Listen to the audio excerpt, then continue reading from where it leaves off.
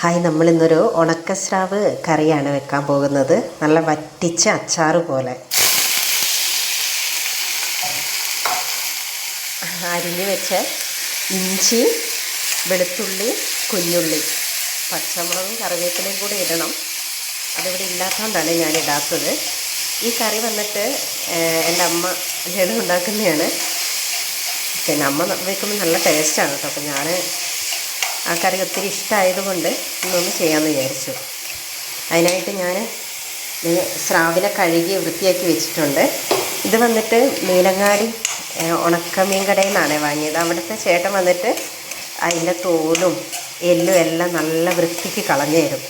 അപ്പോൾ പിന്നെ നമുക്ക് ഇവിടെ കൊണ്ടുവന്ന് കഴുകിയെടുത്താൽ മതി. ഞാൻ ഈ മീനിനെ ഇന്നലെ വൈകിട്ട് വെള്ളത്തിലിട്ട് വെച്ചു. അതെന്തിനാ വെച്ചാൽ ഉണക്കമീനിനൊക്കെ നല്ല ഉപ്പുണ്ടാവുമല്ലോ. ഉപ്പ് പോകാൻ വേണ്ടിയിട്ടാണ്.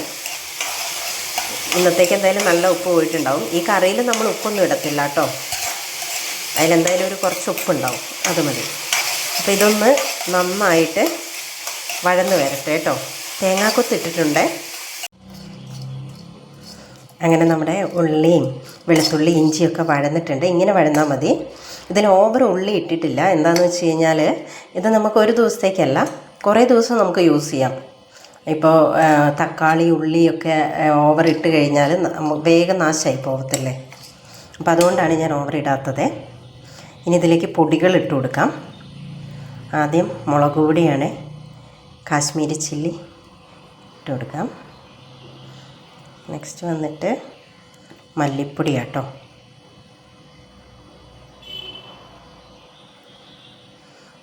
ഓക്കെ, ഇതൊന്ന് ചൂടായി വരട്ടെ. എന്നിട്ട് നമുക്ക് പുളി ഇട്ട് കൊടുക്കാം.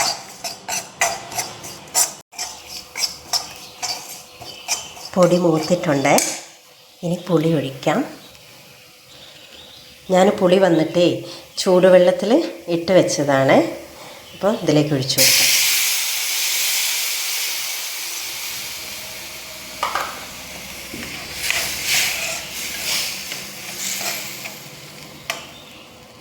ഇതൊന്ന് തിളയ്ക്കട്ടെ കേട്ടോ.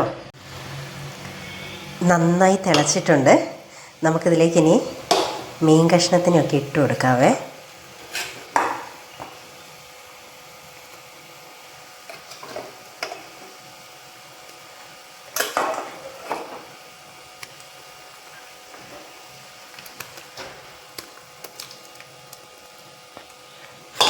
സ്പൂണും കൊണ്ട് ഇടാനേ പറ്റുന്നില്ല.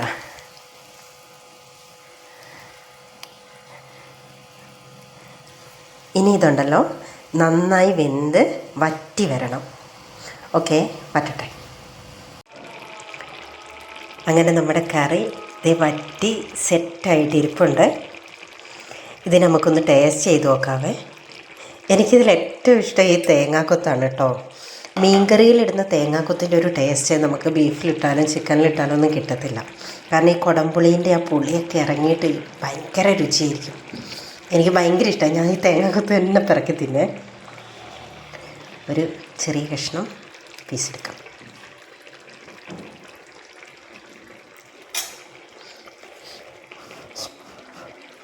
ചൂട്